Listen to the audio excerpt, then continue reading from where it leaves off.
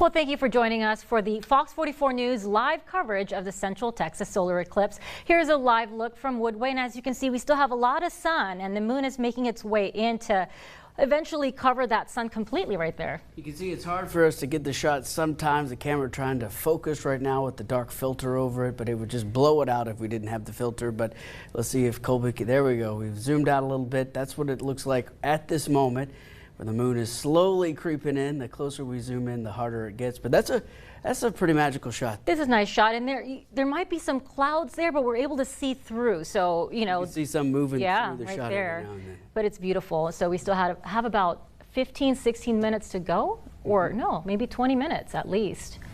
So thanks for tuning in. Fredericks is used to getting tourists year-round, and thanks to its scenery and its shops. That's right, and today is filled with even more people because of the total solar eclipse in Fredericksburg. Ryan Chandler joins us live. How's everything going right now where you're at? I don't want to jinx it, y'all, but we are, it's been a roller coaster of emotions. We are hopeful that these clouds will break. We woke up this morning feeling pretty down because the clouds were completely covering everything. It was a dark, gloomy morning. And then it broke out into a beautiful day where we could see the beginning of totality. I got my eclipse glasses here. Just want to give y'all an up to the second update. And nope, I can't see anything. So we're hoping that the sun is really trying to break through. There's about 1 million people expected to have traveled to the Central Texas region for this, because this is really the epicenter of the eclipse, the best vantage point to see it just in terms of the duration of totality. It would be the best vantage point, that is, if it were clear skies. So we're hoping that it's going to break out. But you can see we're in the heart of Texas wine country. Already people trying to look out at the sky here at Barons Creek Vineyard. Of course, it's a great festive atmosphere. The wine is flowing. The music has been going since about 10:30 in the morning. So regardless of whether we see the full eclipse through the clouds, it's still a great festive time and certainly a great economic boom for all of these businesses out here welcoming people from across the country. So we'll keep you updated as we count down the minutes now until totality here in Fredericksburg. Thanks, Ryan. The forecast is playing a big role in today's main event, as you just heard. As always, Fox 44's chief meteorologist Michael Point, he's keeping a close eye on the sky. That's right, Mike. Any chance of the clouds clearing out? They're not going to clear out, Adam, MG, but we are seeing some times where the clouds kind of break up a little bit, and you can see the total solar eclipse. Right now, though, depending on where you are, you might have some cloud cover on top of you, but we may see some breaks. So don't give up hope yet. Keep an eye to the sky, of course, with your glasses on to take a look at that. And we were talking about this all week long, that clouds and high clouds may be definitely in the forecast here, and that's what we are seeing. Our live Centex roof system sky tracker, just to show you down here in the Woodway area, pretty quiet conditions. That is Highway 84, but this is what I'm talking about. You can see the breaks here and there. That's why you just keep your eyes peeled, keep hope up, and keep those glasses on. You will be seeing the eclipse moving across our area. All right, our exclusive Viper radar. Wanted to shift gears a little bit because we do have some strong to severe weather in the forecast for us, but not until after the eclipse. Nothing going on right now on our exclusive Viper radar. Quiet down toward the Temple-Killeen area, but this will be the area of concern here. It's going to be right along I-35 and then areas off to the east. We are watching showers and thunderstorms beginning to push from the Bellevue area up toward the Brazos Valley here over the next several hours. The Storm Prediction Center is watching this area right now for a possible watch over the next couple of hours as well. So once the eclipse is done, we need to focus our attention on the severe weather that is expected. We are under an enhanced risk. That is a 3 out of 5 from Waco right on down toward Marlin and then kind of clipping just north of the Brazos Valley. Everybody else under a slight risk. So it really doesn't matter what color you are under. We do have the possibility of severe weather with the large hail possibility of some isolated tornadoes as well. But I want to show you the timing on this. At 1 o'clock, we're going to keep it mostly cloudy. We are seeing some breaks like we are right now. By 3 o'clock, still quiet conditions, but here comes the showers and storms beginning to move in. Stop the clock at 5 o'clock this afternoon. Widely scattered showers and thunderstorms. Some of these could be dropping some large hail. We can't rule out isolated tornadoes either, because the feature will be with us, just because we do have a lot of low-level shear going on. This is by 8 o'clock this evening, and look where that line goes, up and down I-35. It includes the Waco, Temple, Killeen area, Mexia areas back off to our east, and a lot of these that are moving through the area have the possibility of dropping some rather large hail, and also the possibility of not only giving us some heavier rainfall, but also some flooding rain in some areas. Just to let you know that tomorrow too, the storm system's not out of here. All of us under an enhanced risk of severe weather. And again, the main threats. Let's go through this, because this is very, very important. You know that we've got these strong storms that are going to be possibly severe.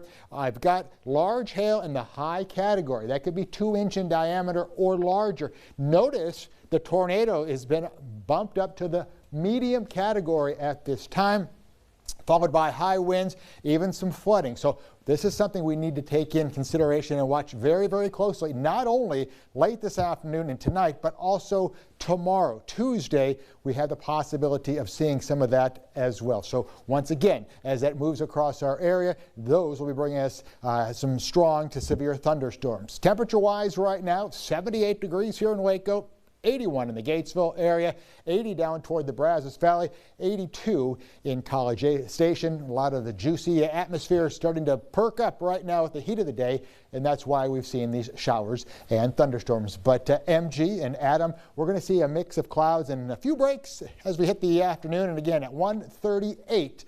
That's when totality will set in here for our area. So let's be ready for that. Back to you guys. Thanks, Mike. We're hoping for a few breaks. Absolutely. I think we'll get it. Central Texas solar eclipse gives us all a great opportunity to learn more about our space in the sky and how our planet interacts with the rest of the solar system. That's right. It also provides a chance to look back at some of the myths the sudden darkness of an eclipse inspires. It's a topic I got to delve into with those at the Mayborn Science Theater.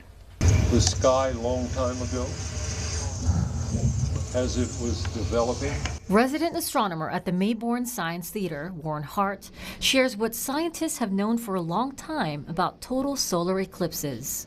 The moon, in its path as it orbits Earth, it will start coming up in between us and the sun. But for many people in ancient times, the sun disappearing generated a lot of fear. Were there any legends tied to solar eclipses? When you go into Greek mythology, who was in charge of the sky? The Greeks believed an eclipse was a sign that the gods were angry with them, causing the sun to abandon the earth. That's their science. Later in the 15th century, more astronomical data became available. Christopher Columbus, while on a voyage, used his knowledge about an upcoming eclipse to get himself out of a bind. They pulled up into one of the South Sea islands and got in contact with the natives, and they wanted to come on and get some water and get some food, and they were turned down. And he said, all right, then I'm going to have the dragon come and eat your son. And it occurred. That got them interested in providing water and food the next few days.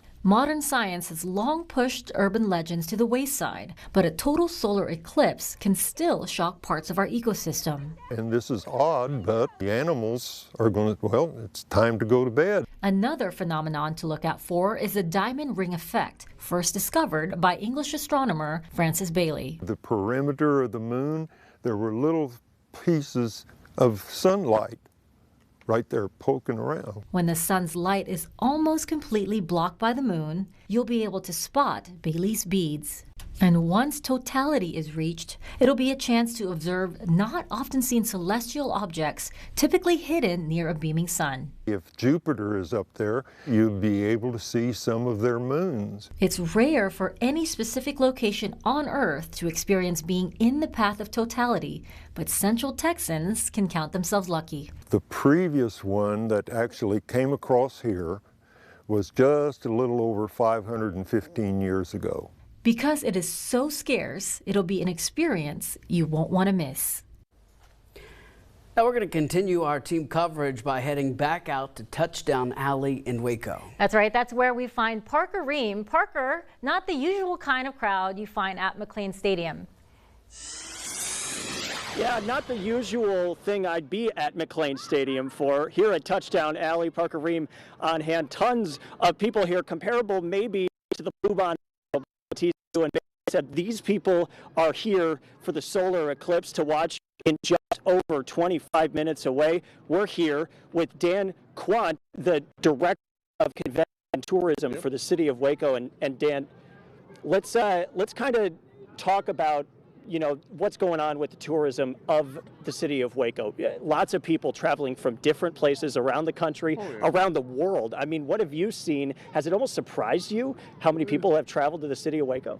Well, not necessarily surprised. I guess from where has been a little surprising. We know we have documented at least 9 different countries, all 50 states, and the fact that, I mean, for Waco, normally our top 10 cities, 8 out of 10 are from Texas.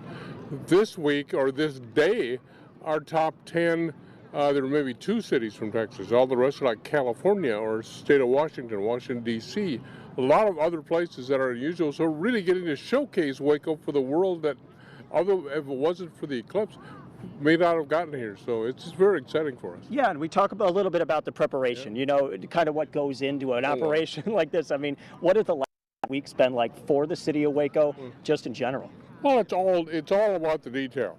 You know, the devil's in the details. So it's from everything from all the setup here, and I mean, just look at that crowd. It is something else. To just all the emergency possibilities and making sure not to scare people, but you've got to be prepared because we're not used to having this many people around, so you never know what's going to happen. It's exciting. It's very good, and yeah, and it just recently, just out here, I mean, literally live, there's already a hush over the crowd, and when you get a crowd by Baylor Stadium and this and that, the hush is rarely the word that you'd use, but people are just staring. They're using their glasses, fortunately, and looking up because we're coming up quick. And they just this is what tourism really is about. It's about the experience, and we've got literally thousands here sharing an experience that they will talk about for the rest of their lives. So this is very exciting. Definitely a cool experience. Thank you, Dan, again for all that you did to pull this event together. We're just a little bit over 20 minutes away from this shared experience here at Touchdown Alley. It's going to be an exciting time for those 4 minutes. We'll keep this coverage right here on Fox 44, but for now, I'll send it back to you guys. Parker Ream reporting live here in Waco.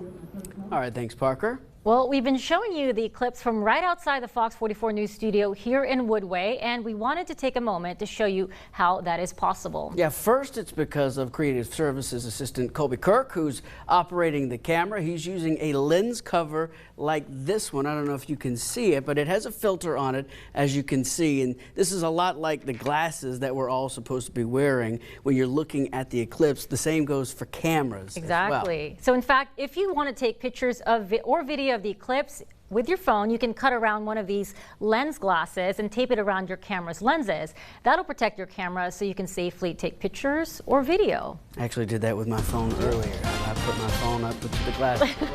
We've got much more on the way as we follow Central Texas solar eclipse, including what this all means for local businesses looking for an economic bump. Plus how cities and counties are keeping people safe with the influx of so many eclipse tourists.